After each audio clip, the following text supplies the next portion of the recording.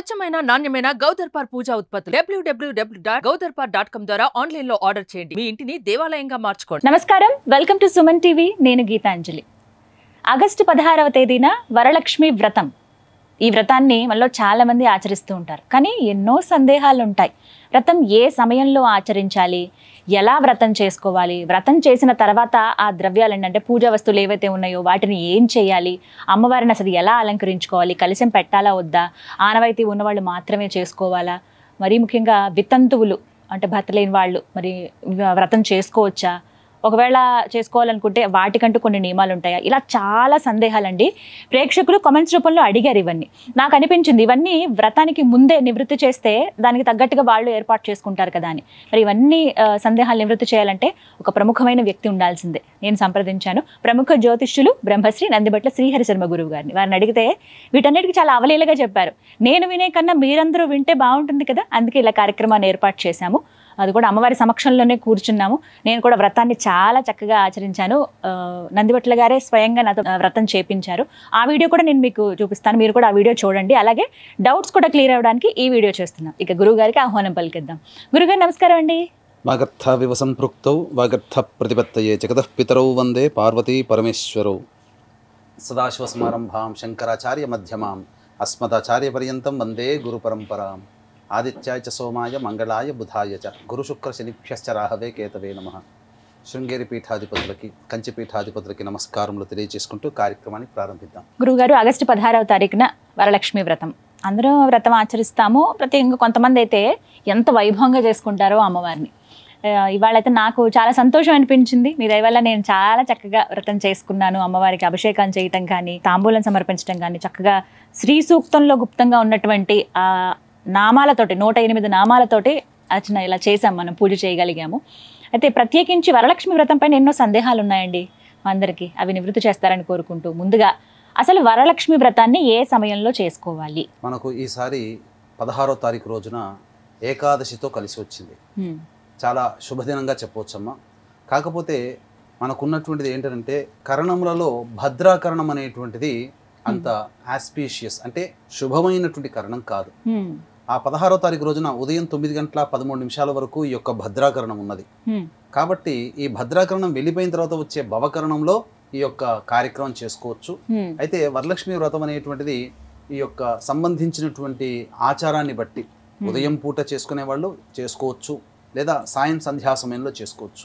అయితే ఎప్పుడు చేసుకుంటే మంచిదంటే ఈసారి భద్రాకరణం వచ్చింది కాబట్టి భద్రాకరణం తదనంతరం ఈ యొక్క వ్రతాన్ని గనక ఎవరైతే ఆచరిస్తారో వారికి సంపూర్ణమైనటువంటి వరలక్ష్మి అనుగ్రహాన్ని పొందుతారని చెప్పవచ్చు. ఎందుకంటే ఏ ఇల్లాలైనా, ఏ ఇంటి ఆడపడిచైనా, ఏ మహిళ అయినా, ఏ కుమారి అయినా తన యొక్క జీవితంలో భవిష్యత్తులో మంచి జరగాలి అనేటువంటిది, అలాగే పూర్వ సువాసినులైన తనకు ఉత్తరోత్తర మంచి జన్మ లభించాలి అనేటువంటి ఉద్దేశంతో కూడా ఈ యొక్క వ్రతాన్ని చేసుకునే వాళ్ళు నామమాత్రముగా పూర్వ సువాసినులు చేసుకునేదిగా మనకు ఆచారంలో వస్తుంది.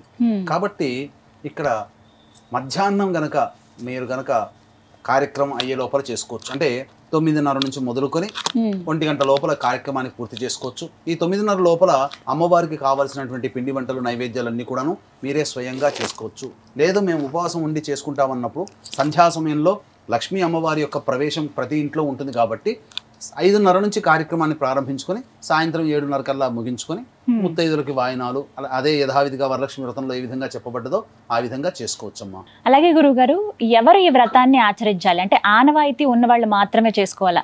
మా అమ్మగారికి ఉందండి కాబట్టి మేము చేసుకోవచ్చా, మా అత్తగారి వాళ్ళకి లేదండి చేయడం ఆపేయాలా? ఇలా ఒక సందేహం అండి, చాలా మందికి ఉండేటువంటి సందేహమేనమ్మా. ఇప్పుడు పుట్టింట్లో ఉన్నప్పుడు అమ్మగారు చేస్తుంటే అమ్మగారు పక్కన కూర్చొని చేసుకుంటారు. మీరు అన్నట్టుగా అత్తగారింట్లో ఈ యొక్క వ్రతాన్ని ఆచరించే ఆనవాయితీలు కొన్ని ఉండవు. అయితే ఆనవాయితీ ఉన్నవాళ్లే చేసుకోవాలనే ఉద్దేశం ఏమీ లేదు. ఎవరైనా కానీ బుద్ధి, అలాగే భక్తి, విశ్వాసం ఉన్నవాళ్ళు, దైవం పట్ల ప్రేమ ఉన్నవాళ్ళు, ఏ స్త్రీమూర్తి అయినా కానీ ఈ యొక్క వ్రతాన్ని ఆచరించవచ్చు. ఆనవాయితీ లేదనేటువంటి ఒక విధానం కాదు. ఎప్పుడు మనస్సును కలిగి, ఇప్పుడు మనకు సత్యనారాయణ స్వామి వ్రత కథలో చాలా బ్రాహ్మణుడు వ్రతం చేసుకుంటున్నాడంటే కట్టెలు కొట్టుకునే వాడు చూసి ఆ కట్టెలు కొట్టుకునే వాడికి బుద్ధి కలిగి అతని ఇంట్లో వ్రతం చేసుకున్నాడు. అలాగే తుంగధ్వజుడు అనేటువంటి రాజు కూడా అడవిలో ఉన్నటువంటి వాళ్ళు బోయవాళ్ళు చేసుకున్నటువంటి వ్రతాన్ని చూసి తను చేసుకున్నాడు.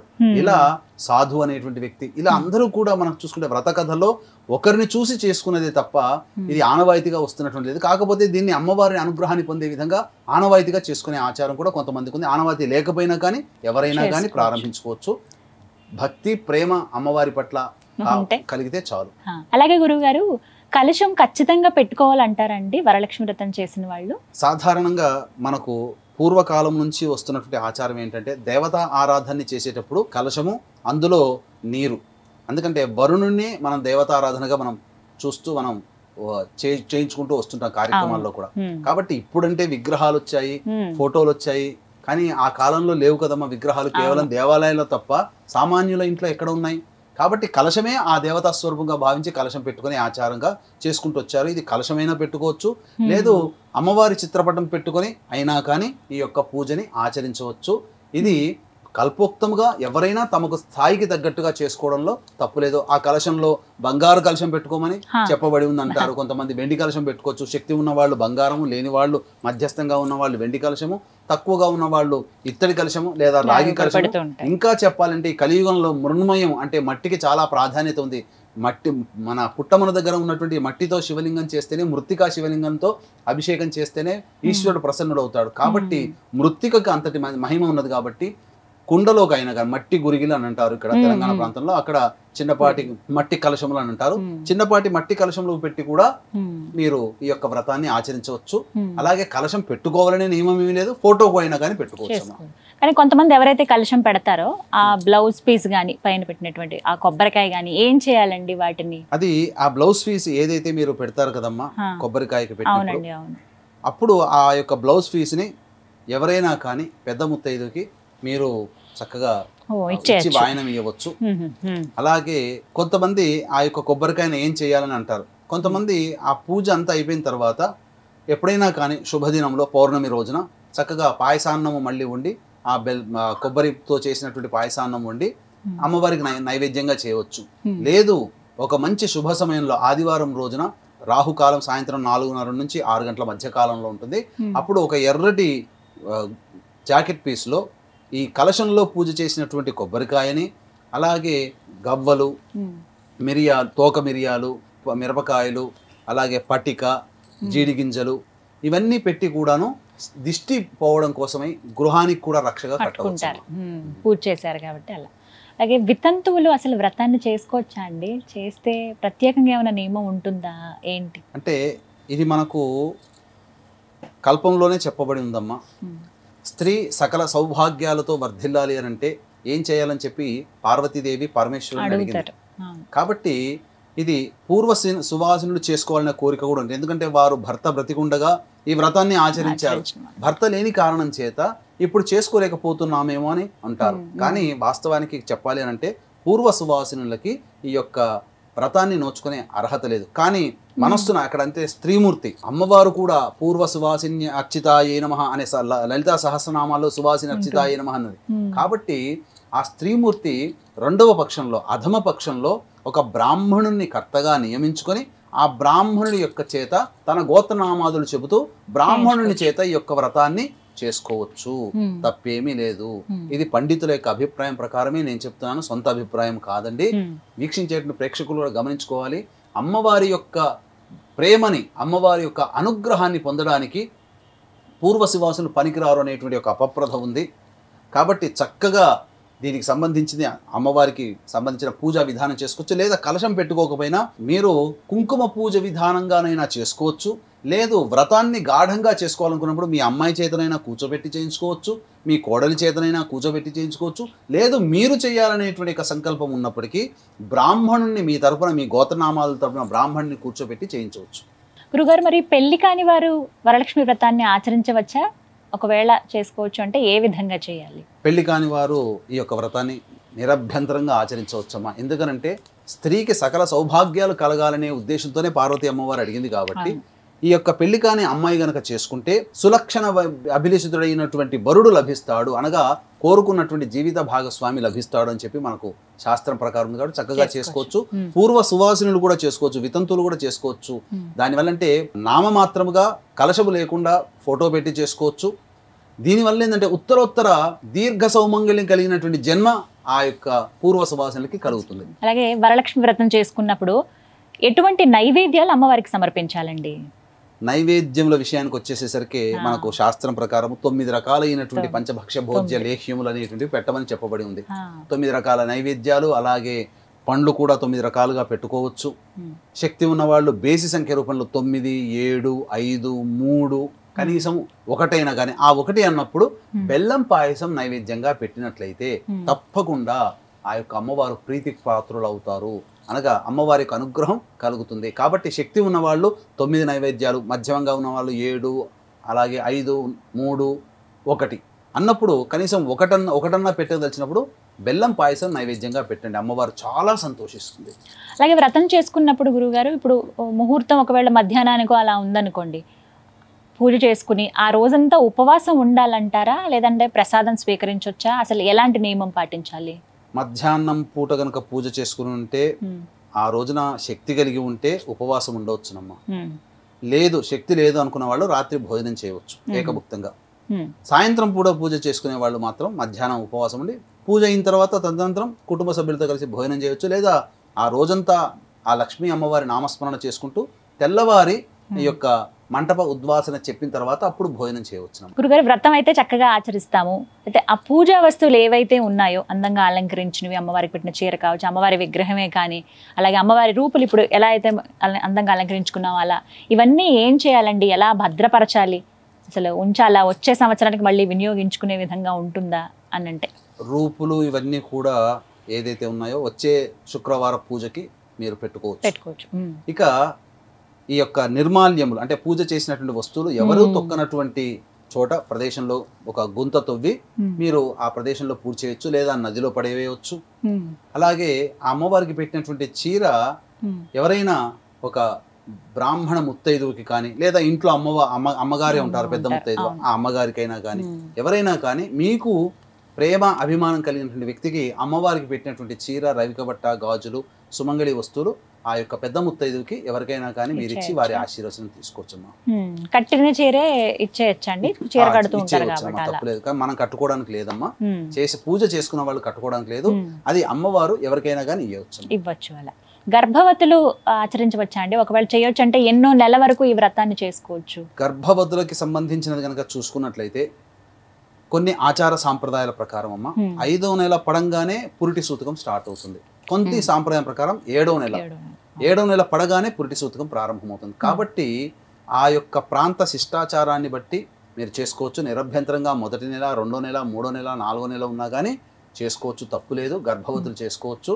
చక్కగా ఆచరించినట్లయితే అమ్మవారి యొక్క అనుగ్రహం వల్ల చక్కటి సంతానం కలుగుతుంది. గర్భవతులు కూడా ఆచరించవచ్చు. కానీ శిష్టాచారం ప్రకారం 5వ నెల కానీ 7వ నెల కానీ ఆ రెండిట్లో ఏదైనా కానీ ఎవరి ఆచారం ప్రకారం వారు ఆచరించవచ్చు. ఇంకొకటి నాకు తెలిసిన వారేనండి, మే నెల ఇంకా ముందు పెళ్ళయింది, ఆషాఢంలో మళ్ళీ వెళ్ళొచ్చారు పుట్టింటికి, మళ్ళీ అత్తగారింటికి వచ్చారు శ్రావణంలో. ఇప్పుడు మొదటి వ్రతం ఎక్కడ ఆచరించుకోవాలి? అమ్మగారింట్లోనా, అత్తగారింట్లోనా, ఎక్కడ చేసుకోవాలంటారు? ఇక్కడ మనకు ఏ వ్రత కథలో చూసినప్పటికీ, మంగళగౌరి వ్రత కథ చూసుకున్నప్పటికీ కూడా తల్లిగారి ఆధ్వర్యంలో చేసుకున్నది మొదటిది. కాబట్టి ఇప్పుడు మొదటిగా పెళ్ళైన తర్వాత మొదటి సంవత్సరం అయితే వెంబడే చేసుకోవచ్చు. 2వ సంవత్సరంలో కోరిక కలిగింది, పక్క వాళ్ళు చేసుకుంటున్నారు, స్నేహితులు చేసుకున్నారు, 2వ సంవత్సరంలో చేసుకోకూడదమ్మా. బేసి సంవత్సరంలో చేసుకోవాలి. పెళ్ళైన మొదటి సంవత్సరం కానీ లేదా 3వ సంవత్సరంలో కానీ ఈ యొక్క వ్రతాన్ని ఆచరించవచ్చు. 2, 4 అట్లా ఆచరించడానికి లేదు. అయితే తల్లిగారి సమక్షంలో చేసుకోవాలనుకున్నప్పుడు పుట్టింట్లోనైనా చేసుకోవచ్చు ఈ వ్రతాన్ని, లేదా మెట్టినింట్లోనైనా కానీ చేసుకోవచ్చు, ఎవరైనా అత్తగారి సమక్షంలోనైనా కానీ చేసుకోవచ్చు. కానీ భక్తి శ్రద్ధ లోపం లేకుండా చక్కగా ఆచరించవచ్చునమ్మా. ఆగస్టు 16 వరలక్ష్మి వ్రతం వచ్చేస్తోంది. ఇంటిని అసలు ఎలా శుద్ధి చేసుకోవాలి అనేది ఒక సందేహం అందరికీ. ఎందుకంటే ముందు శుక్రవారం మామూలుగా పూజ చేసుకున్నారు, శ్రావణ మాసం అనగానే మాసం వస్తుంది అనగా దులపటం అన్ని సిద్ధపరచుకోవటం అయిపోయింది. ఇప్పుడు ప్రత్యేకంగా మళ్ళీ వ్రతం చేసుకునే ముందు ఏమన్నా శుద్ధి చేసుకోవాలా ఇంటిని? యత్ర శుచి తత్ర దేవతాః. శుచి శుభ్రత ఎక్కడ ఉంటుందో అక్కడ దేవత ఉంటుంది. కానీ అన్ని దేవతలలోకెల్లా లక్ష్మీ అమ్మవారు మహాసున్నితమైనటువంటిది. అత్యంత శుభ్రతగా ఉంటేనే లక్ష్మి వస్తుంది. కాబట్టి ఏమాత్రము కూడా అశుభ్రత అనేటువంటిది లేకుండా ముందు రోజే చక్కగా ఇల్లంతా కూడాను తుడిచిపెట్టుకొని చక్కగా నీట్గా పూజా మందిరం కానీ ఇల్లు కానీ లేక పూజ చేసేటువంటి పూజా మంటపం కానీ అంతా కూడా చక్కగా నీట్గా ఉంచుకొని పొద్దున్నే లేచి కాలకృత్యాదులు తీర్చుకున్న తర్వాత గళ్ళ ఉప్పు సముద్రం నుంచి తెచ్చినటువంటి దానికి మనము పాయిశ్చరైజ్ చేసినటువంటి ఐడిన్ కాకుండా గళ్ళ ఉప్పు తెచ్చి ఆ నీటిలో గళ్ళ ఉప్పు పసుపు వేసి చక్కగా కరిగిన తర్వాత ఆ యొక్క నీటితో ఇల్లంతా కూడా పొద్దునే శుక్రవారం రోజున తుడుచుకొని కార్యక్రమం చేసుకుంటే లక్ష్మి యొక్క ప్రవేశం చాలా చక్కగా ఉంటుందని చెప్పవచ్చు. తోరం ఇలా కట్టుకుంటాం కదా స్వామి, అంటే వీటిని ఏం చేయాలండి? తర్వాత ఎన్ని రోజులు ఉంచుకోవాలి చేతికి వీటిని? ఆ యొక్క తోరముని ఒక రోజు మాత్రం ఖచ్చితంగా నిద్ర చేయాలి మన చేతికి. కాబట్టి ఆ రోజు శుక్రవారం రోజంతా కూడాను తోరము ఉండాలి. తోరం అయిన తర్వాత తెల్లవారి ఆ యొక్క నిర్మాల్యాలతో పాటు ఎవరు తొక్కనటువంటి ప్లేస్ లో దాన్ని పడవేస్తే సరిపోతుంది. వ్రతం ముగిసిన తర్వాత అమ్మవారికి ఉద్వాసన ఎలా పలకాలండి? అమ్మవారు శుక్రవారం రోజున లక్ష్మీ స్వరూపంగా మన ఇంట్లో శుక్రవారం నాడు ఉద్వాసన చెప్పలేము, తెల్లవారి ఉద్వాసన చెప్పాలి. అయితే శనివారం వస్తుంది కాబట్టి 7:52 వరకు దుర్ముహూర్తం ఉంటుంది. కాబట్టి 8 గంటల తర్వాత మళ్ళీ తిరిగి అమ్మవారి దగ్గర దీపారాధన చేసి మళ్ళీ పంచోపచార విధానంగా పూజ చేసి అమ్మవారికి ఏదైనా నైవేద్యం పెట్టి అప్పుడు ఉద్వాసన చెప్పవచ్చు. గురుగారు, పౌర్ణమికి ముందుగా వచ్చే శుక్రవారం రోజునే వరలక్ష్మి వ్రతాన్ని ఆచరిస్తారు. అయితే ఒకవేళ అనుకోని పరిస్థితులు ఆటంకాలు వస్తూ ఉంటాయి స్త్రీలకి. అయ్యయ్యో 2వ వారం చేసుకోలేకపోయామే, ఇక 3-4 వారాలు పనికిరాదా, చేసుకోవచ్చా చేసుకోకూడదా, లేకపోతే ముందు మొదటి వారం చేసేద్దామా, ఇలా రకరకాల ఆలోచనలు వస్తూ ఉంటాయి. అసలు ఒకవేళ కుదరని పక్షంలో ఏ వారంలో వ్రతాన్ని ఆచరించవచ్చు? ప్రకృతి ధర్మంగా వచ్చే ఆటంకాలు ఉంటాయి కదమ్మా, స్త్రీకి సహజంగా ఋతుకాలము రజస్వల అనేటువంటిది వస్తుంది. కాబట్టి ఆ యొక్క సందర్భంగా వచ్చినప్పుడు ఇక్కడ రజస్వల నియమ ప్రకారం ఏంటంటే ప్రకృతి ధర్మంగా వచ్చిన తర్వాత మొదటి 3 రోజులు పనికిరాదు, 4వ రోజు ఇంట్లో మాత్రమే తిరగడానికి ఆ యొక్క ఇంటిని శుభ్రం చేసుకోవడానికి వస్తుంది తప్ప దేవతా సంబంధమైన వస్తువులు ఇంట్లో ఉన్నప్పుడు వాటిని ముట్టుకోకూడదు. 5వ రోజు అయినప్పుడు శుక్రవారం గనక 5వ రోజు 16వ తారీఖు రోజున 5వ రోజు అయితే ఖచ్చితంగా ఈ యొక్క వ్రతాన్ని ఆచరించుకోవచ్చు. ఒకవేళ వీలు కాని పక్షంలో ఇబ్బందులు ఎదురవుతే 2వ వారానికి కొనసాగి 2వ వారం అనగా ఆ పౌర్ణమి వెళ్ళిన తర్వాత వచ్చే శుక్రవారం రోజున చేసుకోవచ్చమ్మా, ఎటువంటి తప్పు లేదు. అట్లాగే ఇంట్లో కూడా కేవలం ఒకరే స్త్రీమూర్తి ఉండరు కదా, ఇంట్లో పిల్లలు ఉంటారు, వారికి కూడా ఏ విధంగానైనా ప్రకృతి పరంగా ఏమైనా ఇబ్బందులు వస్తే వాళ్ళని ఈ ఇంటి పూజా స్థలం పరిసర ప్రాంతాల్లో ఏవి కూడా ముట్టుకోకుండా చూసుకోవాలి జాగ్రత్తగా.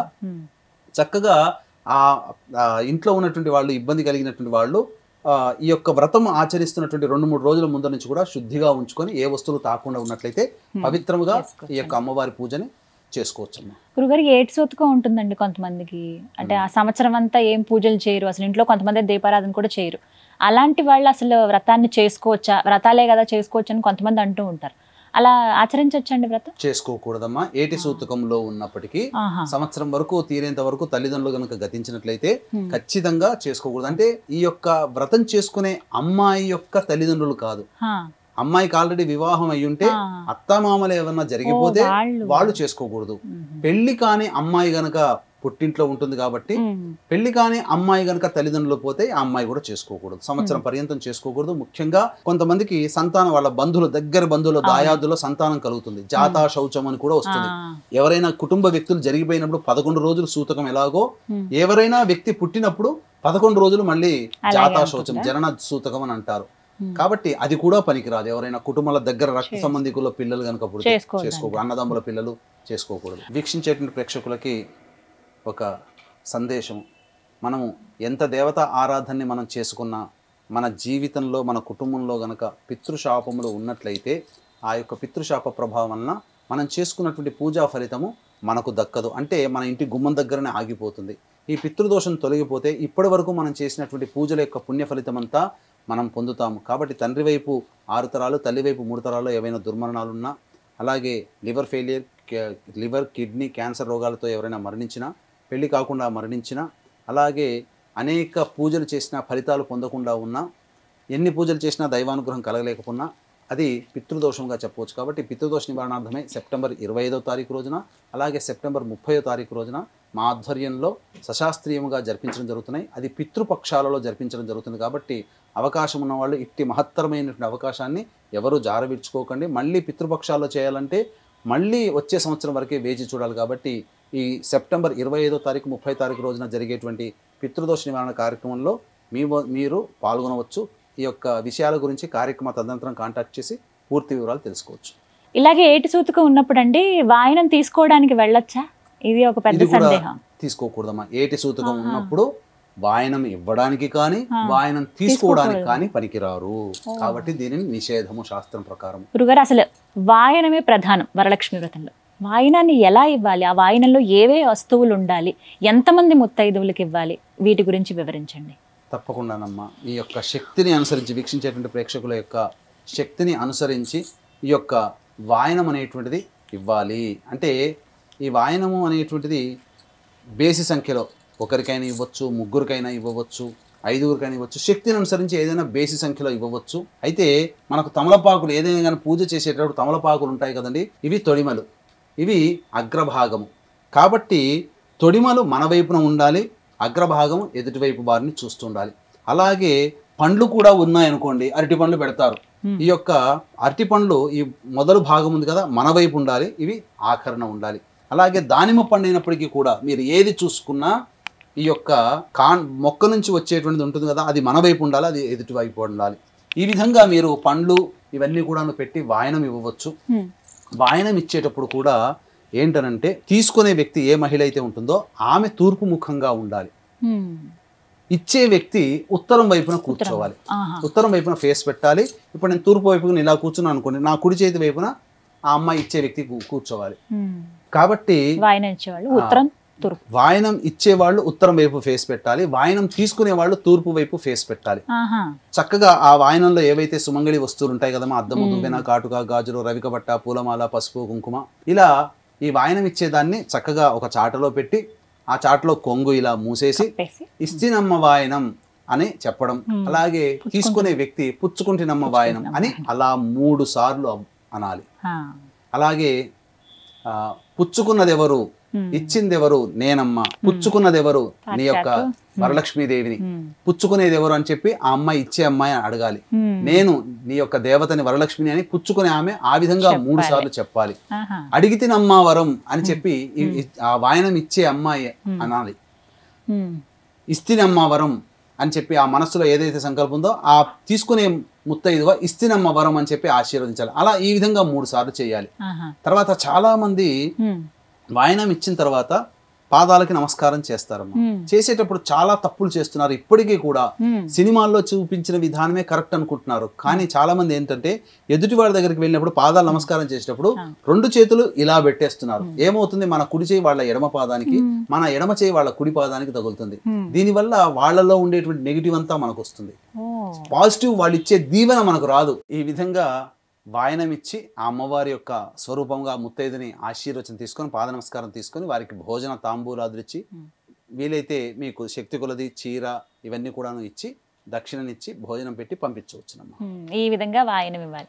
సాక్షాత్ మహాలక్ష్మి వస్తుంది ఖచ్చితంగా. కానీ చాలా అందరూ ఎంతో భక్తి శ్రద్ధలతో ఆచరిస్తూ ఉంటారండి. ముఖ్యంగా ఈ వ్రతం వల్ల చేసిన వారికి వసంగేది ఏమిటి అని అంటే ఏం చెప్తారండి? ఈ యొక్క వ్రత ప్రభావం వల్ల సాక్షాత్తు పార్వతీదేవి, ఈశ్వరుడు వీళ్ళందరూ జగత్తుకే తల్లిదండ్రులు కదమ్మా. పార్వతీదేవి అమ్మవారే మనల్ని ప్రేమతో ఎలా చూసుకోవాలనే భావనతో పరమేశ్వరుని అర్థించింది. నేను ఎలా ఈ యొక్క పిల్లలందరూ కూడా భవిష్యత్తులో కలియుగంలో చాలా పాపాలు పెరిగిపోతాయి, అటువంటప్పుడు వీళ్ళని గట్టెక్కిచ్చే మార్గం ఏంటని చెప్పి అనగా ఈ యొక్క లక్ష్మీదేవి, వరలక్ష్మి అంటే వరం ఇచ్చేటువంటి దేవత. కాబట్టి చాలా మంది ఏమనుకుంటారంటే లక్ష్మి అనగానే డబ్బు అనుకుంటారు, సంపద. శ్రీ అంటే లక్ష్మి కాదమ్మా. కేవలం లక్ష్మి అనేదే కాదు, మనం ఏ ప్రయత్నం చేస్తుంటామో అందులో చక్కగా అందులో మనం పైకి వస్తాం. కాబట్టి వృత్తిలో ఉన్నవాళ్ళు వృత్తిలో పైకి వస్తారు, అలాగే ఉద్యోగంలో ఉన్న వాళ్ళకి ఉద్యోగం పైకి వస్తారు, అలాగే వ్యాపారం చేసే వాళ్ళకి వ్యాపారం కళ వస్తుంది. కాబట్టి లక్ష్మీ కళ ఉట్టిపడుతుంది అయ్యా అమ్మాయి మొహంలో అని అంటుంటారు. అంటే ఏంటి, అక్కడ డబ్బు అని కాదు, అక్కడ చూడగానే నిండుగా కనబడుతుంటారు. కాబట్టి ఆ విధమైనటువంటి పరిపూర్ణమైనటువంటి షోడశ కళలతో పండు పౌర్ణమిలో వెన్నెలలో ఎలా అయితే చంద్రుడు విరాజిల్లుతుంటాడో మన జీవితం కూడా అంతే విధంగా ఉప్పొంగిపోవాలనే యొక్క భావనతో ఆ అమ్మవారు అనుగ్రహించినటువంటి వ్రత విధానమే, ఈ యొక్క ఈశ్వరుడు అనుగ్రహించినటువంటి వ్రత విధానమే ఈ యొక్క వరలక్ష్మి వ్రతము. కాబట్టి వీక్షిస్తున్నటువంటి ప్రేక్షకులు ఈ యొక్క వరలక్ష్మి వ్రతాన్ని మనస వాచ కర్మణ శ్రద్ధతో, భక్తితో, విశ్వాసంతో, నమ్మకంతో, నిండైనటువంటి విశ్వాసంతో యొక్క వ్రతాన్ని ఆచరించండి. తప్పకుండా మీకు అందరికీ కూడా చాలా మంచి జరుగుతాయని చెప్పవచ్చు. చాలా చక్కగా వివరించారండి. ఇవన్నీ సందేహాలు ఎలా ఏంటి అని సందిగ్ధంలో ఉన్నారు చాలామంది, వారికి చక్కగా వివరణతో అందించారు ఏ విధంగా చేసుకోవాలని చెప్పి. ధన్యవాదాలు గురువు గారు. సర్వం శ్రీ ఉమామహేశ్వర పరబ్రహ్మార్పణమస్తు. విన్నారుగా, ఇవన్నీ మనందరికి వచ్చేటువంటి సందేహాలే. దాదాపుగా మీ తరపున నేను అడిగాను గురువు గారిని. చాలా చక్కగా ప్రశాంతంగా నిర్మలమైన మనసుతోటి మీకు తోచిన విధంగా మీ శక్తి కొలది వరలక్ష్మి వ్రతాన్ని ఆచరించుకోండి. ఆ అమ్మవారి కృపకు పాత్రలు కండి. నమస్కారం.